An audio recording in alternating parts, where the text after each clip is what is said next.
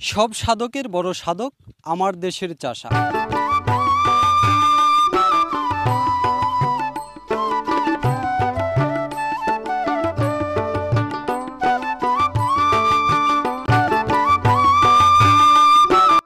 আমরা মাছে ভাতে বাঙালি। বাঙালিরা পৃথিবীর যে প্রান্তেই যাক না কেন, ভাত তাদের লাগবেই।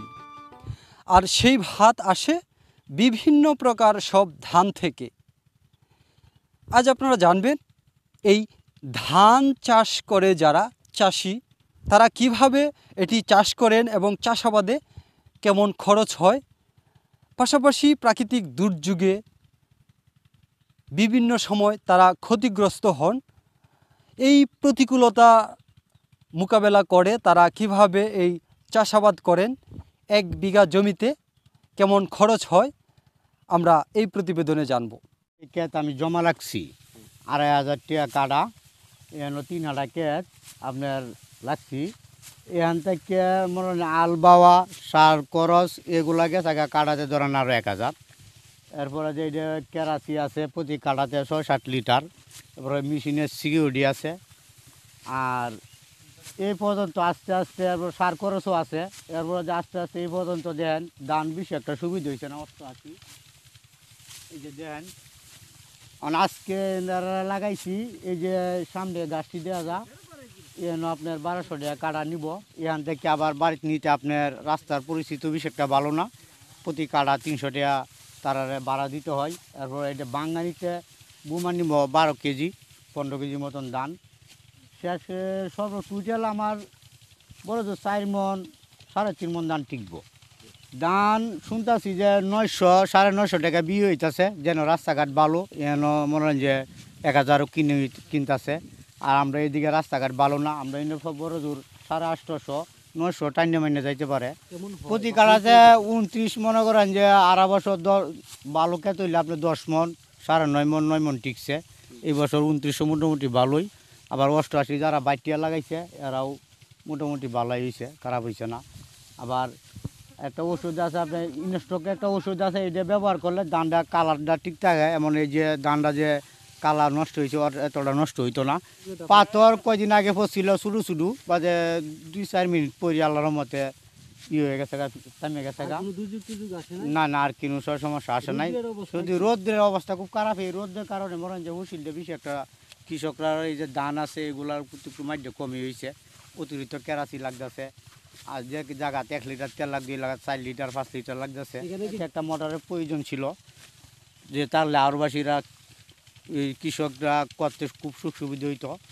কিন্তু এই অনেক আছে, আবার মেশিনও আপনার সমস্যা, তাই পানি দিতে পারে না, বিভিন্ন জায়গামালা। কৃষকের এক কাজ দিলে আর একটা কাজ নষ্ট করে আইতে হয়।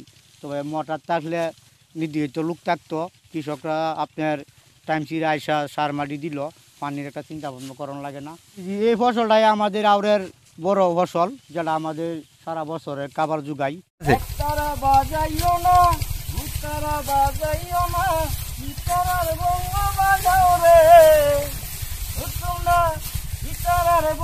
বাজাও রে একতারা বাজাইলে মনি কইরা যায়, আবার একতারা বাজাইলে মনি কইরা যায়। একদিনই বাঙালি ছিলাম রে, একদিনই বাঙালি ছিলাম রে, তোমরা সারি যাইও না। আউরের মধ্যে মেশিন নামে বুঝুন, মেশিনে কাটতেলা 600 টাকা 500 টাকা কাটা। আমরা তো ভাই গরিব মানুষ, আমরা তো কিছু মনে হয় কাশি দিয়ে কাটলে তো কিছু আমরা বই পয়সা টান মারি বইয়া খাইতে পারি। আমরা তো ফসল একটা, আর তো কোনো কাজ নেই। আমরা সারা বছরে কামাই যায়, কামাইতে এই 15 দিনের ভিত্তি। 1 কাটা কাটাইলে আপনি যদি মেশিন দিয়ে কাটাই তো আপনি 600 কি 700, কামলা দেখাইলে 1000-1200। এরপরে বাঙ্গা যদি সুযোগ পাইতে মেশিন দিয়ে কাটাই। আমরা তো এক পশিলে যাইলে আর এক পশিলে লজ্জা কম, আগুনটা কমছে। এই ফসিলে বড়, এটা ধরা খাইলে যখন আমরা বিহি মারা যাইছি। আমরা মরিচ এই আছে, লাউ আছে, কিরা, এই ধান, এই এটাও আছে, ভুট্টো আছে। ভুট্টোরা নতুন এবার থেকে শুরু হয়েছে। রৌদ্রে জ্বরে বৃষ্টিতে সবসময় আমরা পরিশ্রম করি। তখন আমরা যখন মালিকের কাছ থেকে যে টাকাটা পাই সেটা আমাদের হাতে পড়তে মনে করি অনেক আনন্দ বোধ করি, মানে পরিশ্রম কি যেন হয়ে গেল এটা কিন্তু আমাদের মনে আসে না। ধান 29 আর 88। 29 আর 88 দুইটার মধ্যে ভালো হয়েছে কোনটা? ভালো হয়েছে 29। 29 ভালো হয়েছে। 29 ভালো হয়েছে। 88 গত বছরের মতো ভালো হয় না। না, এবার কিছু আগ বুড়িয়ে থাকা নষ্ট হয়েছে, ধান মরিয়া থাকা। কি কারণটা কি? এটা অনেক কিছু কয়ে রে বাবা হানি দুসরা হান তো ত্রুটি পাইছে না, বুঝলেন? অন তো কি কারণে মরিয়া থাকা এটা তো করতে পারলাম না। 29 প্রতি কাটা কয় কেমন দাম হইব?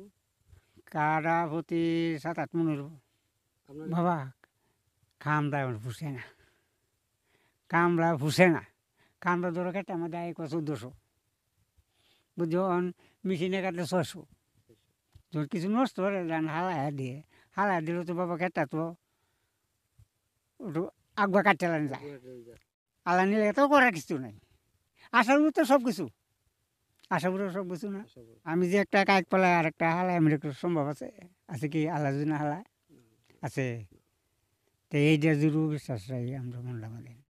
এবছর প্রায় 20,720 হেক্টর জমিতে বোরো ধানের আবাদ হয়েছে। আবহাওয়া অনুকূলে আছে এবং আমরা মাঠে পরিদর্শন করে যাচ্ছি, কৃষকদের প্রয়োজনীয় পরামর্শ প্রদান করে যাচ্ছি। আশা করি বোরো ধানের বাম্পার ফলন হবে, কৃষক নির্বিঘ্নে ফসল ঘরে তুলতে পারবে। পাশাপাশি দেখা গেছে যে আমাদের যে কেন্দ্র উপজেলায় যেসব কম্বাইন্ড হারভেস্টার মেশিন আছে সেসব মেশিনের যে লোকজন আছে তাদেরকে বলে দেওয়া হয়েছে যে ধান কর্তন শুরুর সাথে সাথে যেন সেসব মেশিনের কার্যক্রম শুরু করা হয়। বাজাইলে মনি কইরা যায় আবার একতারা বাজাইলে